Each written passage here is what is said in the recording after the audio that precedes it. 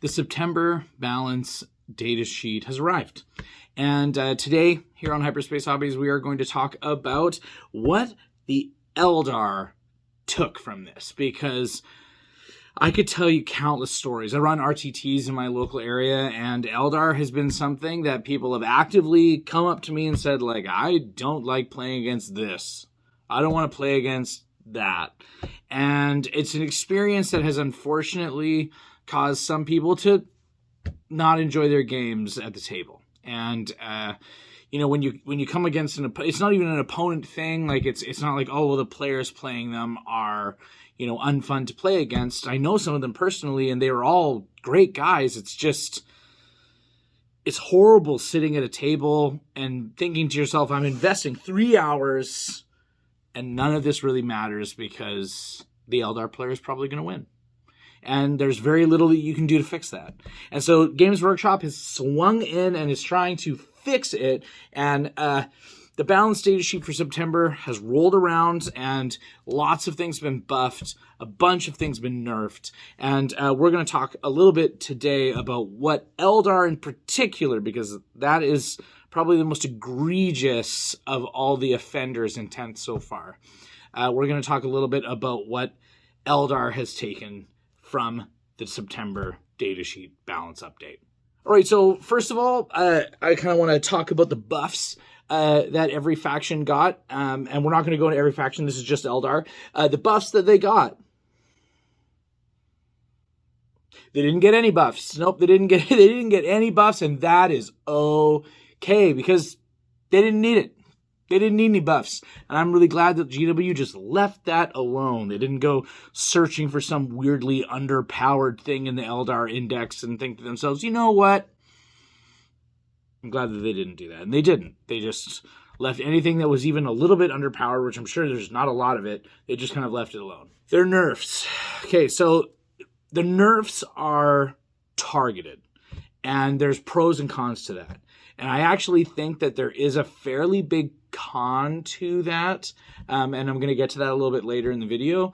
But let's just quickly run through them all. Points increases, not across the board. There are some things hit really, really hard from points increases and things that didn't get hit quite as hard from points increases. And some things just kind of stayed the same. But for the most part, most of the things that were being used got a points increase.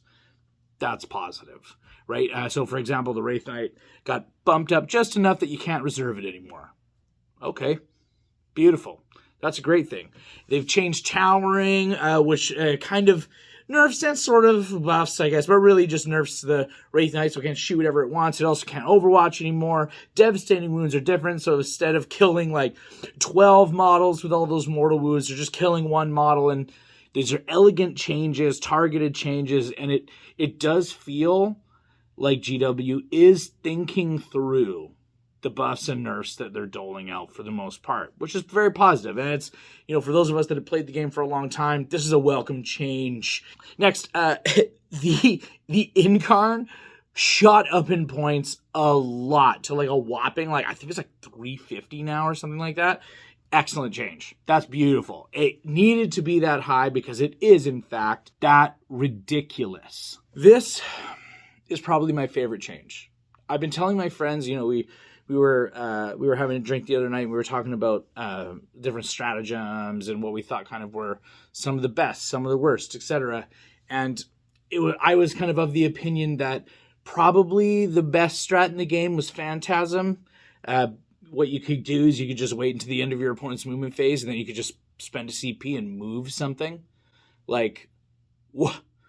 And it was like anything. There was no restrictions. You could just be like, yeah, I just move it. Wraith Knight? Yeah. Vehicle? Sure. Infantry? You bet. Whatever you wanted, just move it. And it didn't trigger off of anything. The only thing that triggered it was the end of your opponent's movement phase, which is nothing that your opponent can help.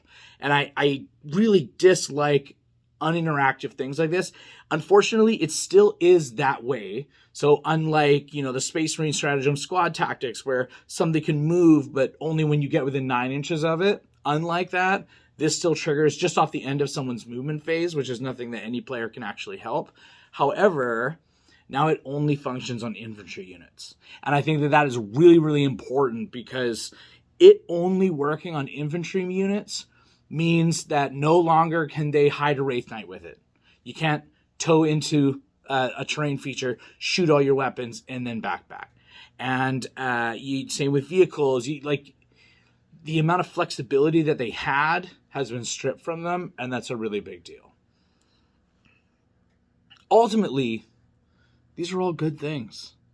Like, I feel so much better going into an Eldar player now than I did, 2-3 weeks ago. With that being said, and kind of to the point of this video, I don't think this was enough.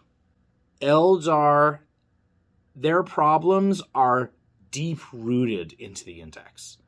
And it was almost like every single datasheet is a leap and a bound ahead of most other index datasheets. The rules are better, their stats are better, everything is better. And so here's kind of like an analogy. Imagine that 40K was just like basketball. And one team, it had like 5 clones of Michael Jordan, and then the aliens from Space Jam.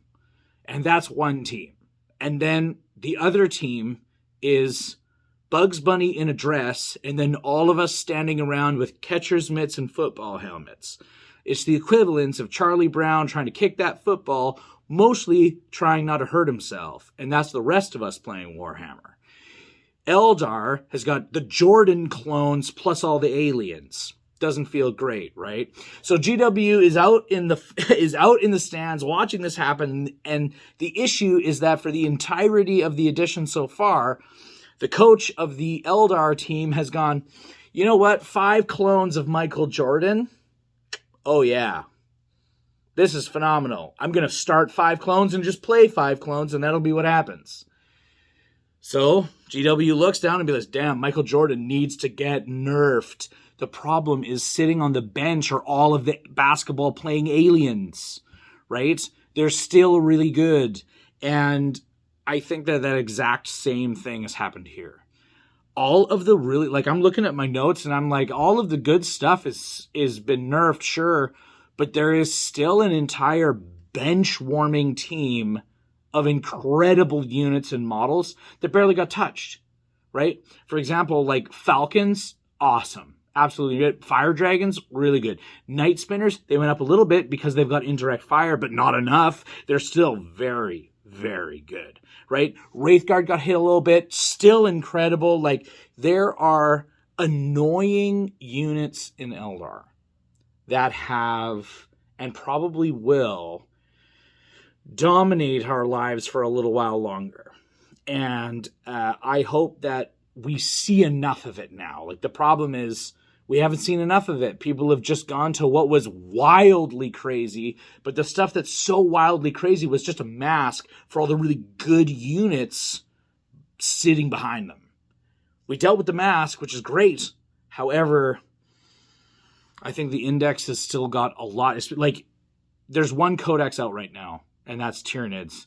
And even though they've got 6 detachments, some new models, data sheets, etc., I don't think they've got the gas to even go into now nerfed Eldar. And so Eldar are going to be, I think, a pressure valve that they're going to be slowly dialing back. And I really hope whomever is in charge of that codex thinks long and hard before they hit the send button on their final draft. Because what we can't have is a codex come out that dominates all other codexes so much that people are walking up to the TOs or to the people that, own the game spaces and go, this isn't fun. I don't want to play against that guy in his Eldar army, right? And this comes down, I think, a little bit to maybe you having good conversations with your opponents, right? Outside of a tournament setting in particular, you're allowed to have those conversations. In a tournament setting, we kind of just got to let the dice fall where they may. However, boy, is it a challenge. And it will test, I think, sometimes our attitudes, and it will test, how we engage with each other on the table. Because while these buffs are very helpful, and I feel a lot better playing into Eldar now, this was not enough. Now, something that I'd really like to ask of all of you, if you're out there and you have a story about Eldar, I want you to put it down there in the comments section. If you think maybe a unit that has not been on the table yet is wildly strong and is probably going to be in the next phase of the Eldar domination, throw that down in the comment section too. Like, subscribe to this video, please. It really helps out myself and all the guys here at Hyperspace Hobbies. This has been Space Marine Steve, and I am wishing you happy gaming, good times, and a great night. Bye.